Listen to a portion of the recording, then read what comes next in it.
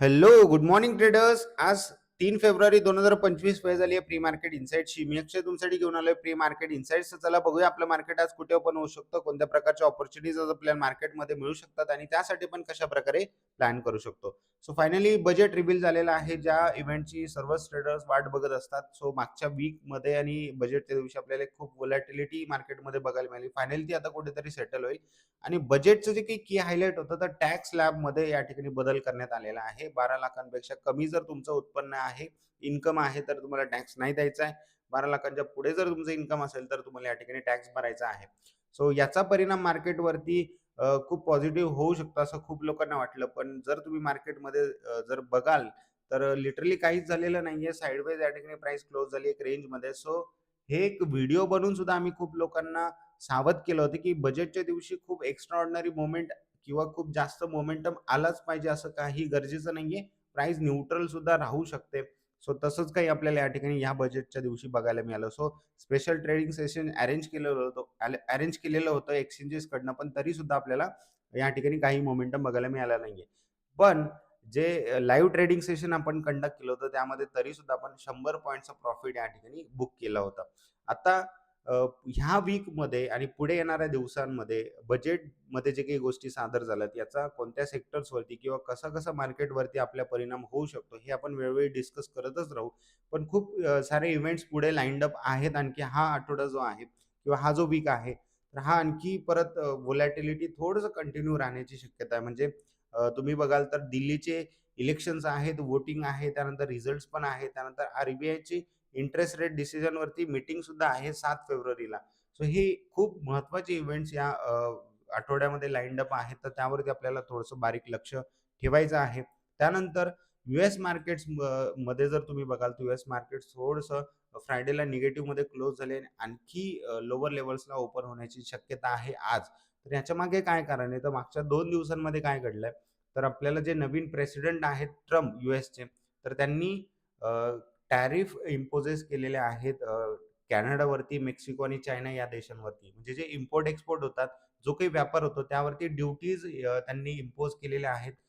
जवळपास 25% कॅनडावरती, 10% मेक्सिको आणि चायनावरती. आणि या बदल्यात जे कॅनडाचे प्राईम मिनिस्टर आहेत जस्टिन, त्यांनी परत 25% टॅरिफ्स इम्पोज केल्यात यूएसवरती.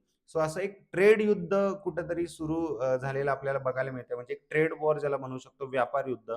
तर हे आपल्याला सध्या बघायला मिळतं आणि यामुळे मार्केटमध्ये आणखी अस्थिरता निर्माण झालेली आहे.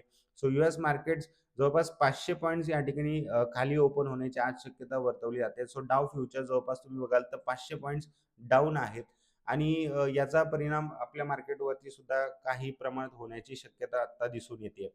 सो बिटकॉइन सुद्धा जवळपास 4,000 पॉइंट्सने या ठिकाणी खाली ट्रेड करत आहे. बिटकॉइन 4,000 पॉइंट्स डाऊन आहे आणि तुम्ही जर डॉलर इंडेक्स बघाल तर डॉलर इंडेक्स जवळपास परत वरच्या लेव्हल्सला ट्रेड करताय. डॉलर इंडेक्स वाढलेला आहे, जे आपल्या मार्केटसाठी बिलकुल चांगलं नाहीये. सो हे मी वेळोवेळी तुमच्यासोबत डिस्कस करत आलोय, की डॉलर इंडेक्स ज्यावेळी पण वाढेल, त्यावेळी हे आपल्या मार्केटसाठी बिलकुल चांगलं नाहीये. आता जर आपण हे बघितलं, क्रूड ऑइल जर बघितलं तर सध्या फ्लॅट ट्रेड करताय. बट गोल्ड जर बघितलं तर गोल्डने ऑल टाईम हाय हिट केलाय आणि ज्यावेळी पण गोल्ड ऑल टाईम हाय हिट करतं, तर इक्विटीज कुठेतरी करेक्शन करण्याचे या ठिकाणी एक सिग्नल असतं. इक्विटीज करेक्ट करतात. म्हणजे इक्विटीज किंवा मध्ये जे काही इन्व्हेस्टमेंट्स असतात, जो की फंड असतो, तो डेफिनेटली गोल्डकडे हेज म्हणून एक अट्रॅक्ट होत असतो. तर गोल्डचे प्राइसेस वाढण्यामागे एक सिग्नल हे पण असू शकते, की इक्विटी मार्केट थोडेसे या ठिकाणी आपल्याला करेक्ट होताना दिसू शकतात. आता आपलं मार्केट आज कुठे ओपन होऊ शकतं? तर गिफ्ट निफ्टी सध्या ट्रेड करते 23,371 या लेव्हलच्या आसपास. म्हणजे आपल्याला सजेस्ट होतोय जवळपास 260 पॉईंटचा गॅप डाऊन. पण निफ्टी जवळपास 200 ते 230-20 अशा पॉईंट्सचे गॅप डाऊन ओपन होऊ शकते. तर एवढा मोठा गॅप डाऊन म्हणजे तुम्ही बघाल तर आपल्याला बजेटच्या अगोदर एक अपसाइड मोमेंट बघायला मिळाली आणि आज एकदम सडनली 200 पॉईंटचं गॅप डाऊन. सो जे लोक लाँग असतील, म्हणजे ज्या लोकांनी बाय केलं असेल, तर त्यांचं तर आज या ठिकाणी वाट लागेल. म्हणजे ते डेफिनेटली त्यांना आज त्यांची पोझिशन एक्झिट करून पळावं लागणार आहे. सो येस, यामुळे आणखी स्ट्रॉंग सेलिंग कंटिन्यू होताना आपल्याला बघायला मिळू शकते. सो नो डाऊट की मार्केटमध्ये आपल्या एक डाऊन ट्रेंड सुरू आहे, अग्रेसिव्ह डाऊन ट्रेंड, आणि बियर्स या ठिकाणी डॉमिनंट आहेत. आता छोट्या टाइम फ्रेमवरती किंवा आजसाठी आपण गॅप डाऊन ओपन झालं तर कसं प्लॅन करू शकतो ते बघूया. आता 200 पॉइंट्सचा जर गॅप डाउन होतोय, तर डेफिनेटली बियर्स डॉमिनंट आहे, सेलर्स प्रभावी आहे मार्केटमध्ये हे आपल्याला सहज समजतं. तर आपल्याला ट्रेंड सोबतच या ठिकाणी ट्रेड करायचा आहे. सो जो पण मार्केटमध्ये बाउन्स येईल, त्याला आपल्याला सेल करायचा आहे. ही एक सिंपल स्ट्रॅटेजी यासाठी असू शकते. पण मला एक गोष्टीसाठी तुम्हाला थोडंसं अलर्ट करायचं आहे. तर इथे मी काही लेव्हल्स ड्रॉ केलेले आहेत, तुम्हाला दिसतायत. तो पहिली लेव्हल जी आहे ती जवळपास 23,300 ही लेव्हल आहे. दुसरी लेव्हल आहे 23,000 50 ते 23,100 हा एक झोन आहे आणि त्यानंतर 22,800. तर हे जे 3 लेव्हल जे आहेत त्या मार्केटसाठी सपोर्ट म्हणून खूप चांगल्या प्रकारे सध्या काम करण्याची शक्यता आहे किंवा सपोर्ट म्हणून काम करू शकतात. सो या 3 लेव्हल्स आवर्जून तुमच्या चार्टवरती ड्रॉ करा. आता प्लॅन काय आहे आपला?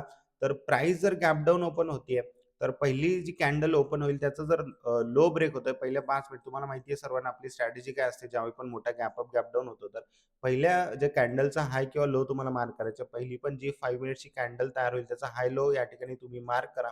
सपोज जर इथे लो ब्रेक होतोय, तर डेफिनेटली आपल्याला एक चांगली प्रोबॅबिलिटी आहे, की हे जे ही लेव्हल आपण मार्क केली आहे 23,050 आणि 23,100 याच्यासाठी आपल्याला हे एक पहिलं टार्गेट आपण ठेवू शकतो. इथपर्यंत आपल्याला छान सेलिंग बघायला मिळेल. जर या कॅन्डलचा हाय ब्रेक होतोय, तर तुम्ही लगेच ट्रेड घेऊ नका. हे मी आज सजेस्ट करेल. थोडंसं वेट करा.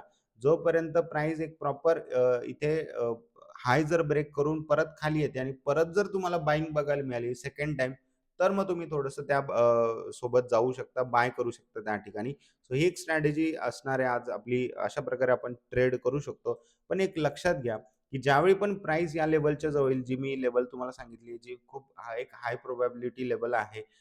23,100 ते 23,050 इथे जर प्राइस येते, तुम्हाला एक मोठ्या-मोठ्या रेड कॅन्डल्स आणि असं सेलिंग बघायला मिळालं.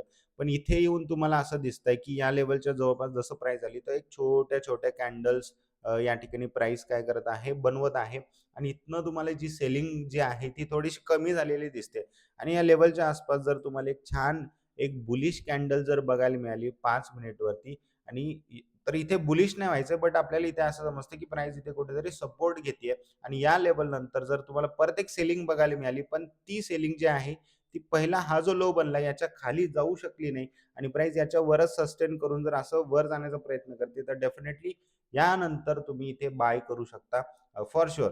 ओके. सो इथे ज्यावेळी पण हा एक रिसेंट जो हाय बनवेल प्राइस त्याला जर ब्रेक करते, तर इथे तुम्ही बाय करू शकता आणि वरती एक छान टार्गेट तुम्हाला अपसाइड मिळू शकतं. म्हणजे बघा ट्रेंड बेरिश आहे, तरी मी हा ट्रेड का सजेस्ट करतो? कारण मी ज्या लेव्हल्स तुम्हाला मार्क करायला दिल्या आहेत, तर त्या खूप इम्पोर्टंट लेव्हल्स आणि तिथनं जर बाईंग येते, तर एक चांगली बाईंग आपल्याला बघायला मिळू शकते. म्हणजे आपले जे स्टुडंट्स किंवा सर्वांना माहिती आहे, जे आपल्याकडे कोर्सेस केलेत, ज्यांनी कोर्स केलाय, तर त्यांना सर्वांना माहिती आहे, की ही जी लेव्हल एक बॉटमपासून या ठिकाणी आपल्याला रॅली बघायला मिळाली. त्यानंतर जी सेकंड वेव्ह असू शकते आणि थर्ड वेव्ह आपल्याला पुढे बघायला मिळू शकते. सो सेकंड वेव्ह जी असते, तर त्यामध्ये मेन ऑब्झर्वेशन काय असतं, की सेलिंग खूप चांगल्या प्रमाणात आपल्याला बघायला मिळते. हेवी सेलिंग म्हणजे एक स्ट्राँग सेलिंग बघायला मिळते. बट तिथे व्हॉल्यूम्स कमी असतात आणि सेलिंग प्रेशर जो आहे ना, तो हळू त्यानंतर कमी होत जातो किंवा ड्राय होतो. तर हे जर आपल्याला बघायला मिळालं, तर हे कन्फर्म होईल, की या ठिकाणी प्राइस जी आहे, ती सेकंड वेव्हमध्ये आहे आणि त्यानंतर आपल्याला एक थर्ड वेव्ह बघायला मिळू शकते. तर आणखी एक इथे कन्फर्मेशन असं, की इथनं तुम्हाला एक फिब रिट्रेसमेंट जर ड्रॉ कराल, तर जे फिब गोल्डन रेशिओज आहेत, जसं की 61% पर्यंत या ठिकाणी प्राइस रिट्रेस होऊ शकते. सो तिथनं तुम्ही थोडंसं एक रिव्हर्सल एक्स्पेक्ट करू शकता मार्केटमध्ये. पण आता शक्यता काय आहे, की आपल्याला ट्रेंड जो आहे तो ऑलरेडी डाउन ट्रेंड आणि स्ट्राँग बेरिश ट्रेंड आहे. तर प्राइसने या लेव्हलला ही ब्रेक केलं, जे आपण लेव्हल मार्क करतोय, तर डेफिनेटली लक्षात घ्या, की तुम्हाला परत प्राइस 22,800 या लेव्हलपर्यंत येताना दिसणार आहे. सो ही लेव्हल जर ब्रेक झाली, तर प्राइस खाली येणार आहे नो डाउट. आणि 22,800 ला जर आली आणि ही लेव्हल पण ब्रेक केली, तर मग 22,000 पर्यंत पण तुम्हाला मार्केट जाताना दिसेल. ही पण शक्यता आहे. आणि जे बेरिश सेंटिमेंट यूएस मार्केट्समध्ये सध्या तयार झालेलं आपण बघतोय. गोल्ड पण ऑल टाईम हायला ट्रेड करताय. डॉलर इंडेक्स वाढतोय. ह्या ज्या गोष्टी सगळ्या काही घडताय आणि त्यानंतर ह्या आठवड्यामध्ये पण आपल्या मार्केटमध्ये पण किंवा आपल्या कडे सुद्धा डोमेस्टिक लेव्हलला जे इव्हेंट्स लाईन्ड अप आहेत, जसं दिल्लीचे इलेक्शन्स असतील, त्यानंतर आर-बी-आयचं इंटरेस्ट रेट डिसिजन असेल, तर ह्या गोष्टी पण खूप कारणीभूत ठरतील, की पुढे काय होऊ शकतं मार्केटमध्ये. सो जर ते यूएसमध्ये बेअरिश सेंटिमेंट कंटिन्यू राहिलं, तर इकडे 22,800 ही लेव्हल पण आपण या ठिकाणी ब्रेक करू शकतो. डॉलर इंडेक्स जर वरतीच ट्रेड करत राहिलं, गोल्ड पण हायला सस्टेन केलं, आणखी वर जर गोल्ड गेलं, तर हे लेव्हल्स आपण या ठिकाणी निफ्टीमध्ये ब्रेक होताना बघायला आपल्याला या ठिकाणी मिळू शकतात. सो हे तुम्हाला थोडंसं लक्षात ठेवायचं आणि त्यावेळी तुम्ही काय करणार आहात, तर जो पण मार्केटमध्ये बाउन्स येईल, म्हणजे जो पण एक ज्यावेळी पण प्राईस खाली येते, तर तुम्ही चालू गाडीमध्ये उडी न मारता, तर थोडंसं जो पण एक बाउन्स येईल, तर त्या बाउन्सला थोडंसं आपल्याला सेल करण्याचा या ठिकाणी प्रयत्न करायचा आहे. सो अशी एक स्ट्रॅटेजी तुम्ही इम्प्लिमेंट करू शकता. नंतर बँक निफ्टीमध्ये जर बघितलं आपण, तर बँक्स जे आहेत ते इथे सुद्धा काही लेव्हल्स आपण ड्रॉ केलेले आहेत. सो बँक निफ्टीमध्ये सिंपल आहे. तर तुम्हाला जे काही थोडंसं जे ड्रॉडाउन आहे बँक निफ्टीमध्ये आणखी जास्त निफ्टीपेक्षा बघायला मला वाटतं मिळू शकतं. सो इथे बँक निफ्टीमध्ये जो की लास्ट होप आहे किंवा ही जी लेवल सध्या दिसून येते ती ही आहे, जी 48,500 आपण म्हणू शकतो.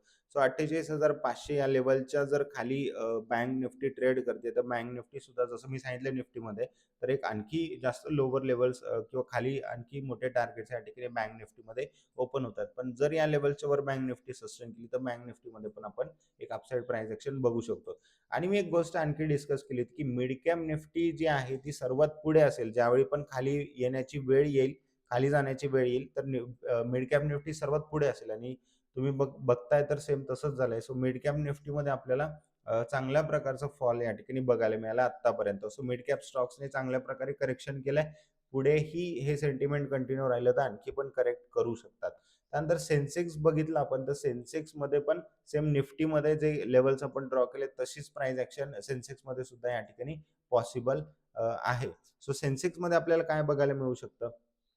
तर सेन्सेक्समध्ये तुम्ही जर बघाल तर इम्पोर्टंट लेव्हल्स कोणत्या आहेत, तर सेन्सेक्समध्ये जी इम्पोर्टंट लेव्हल मला सध्या दिसून येते ती 76,250 म्हणजे 76,250 ते 76,300 ही जी लेव्हल आहे 50 पॉईंटची, तर ही लेव्हल सेन्सेक्समध्ये खूप, खूप, खूप जास्त इम्पोर्टंट लेव्हल सध्या सेन्सेक्समध्ये आहेत. सो ही तुम्ही या ठिकाणी मार्क करा आणि ही लेव्हल एक सपोर्ट म्हणून निफ्टीमध्ये जसं डिस्कस केलं तसं इथे सेन्सेक्समध्ये सपोर्टचं काम करू शकते. या लेव्हलच्या खाली जर प्राइस सस्टेन झाली, तर नक्कीच आपल्याला एक फॉल बघायला मिळू शकतो. आणि मी ज्या गोष्टीची शक्यता वर्तवली आहे, की या लेव्हल्सला प्राइस सपोर्ट घेण्याची शक्यता आहे. निफ्टीमध्ये सुद्धा सपोर्ट घेण्याची शक्यता आहे. तर तुम्ही जर बघाल तसं जर कधी झालं, तर एक पॅटर्न या ठिकाणी तयार होतोय. हा पॅटर्न जर तुम्ही बघितला कोणता पॅटर्न तयार होतो, तर एक inverted head end shoulder pattern तयार होईल. म्हणजे मी हा ड्रॉ पण करून दाखवतो तुम्हाला सर्वांना. सो तुम्ही बघू शकता, की इन्व्हर्टेड असा हेड एंड शोल्डर पॅटर्न या ठिकाणी निफ्टीमध्ये पण तयार होईल, बँक निफ्टीमध्ये पण होईल आणि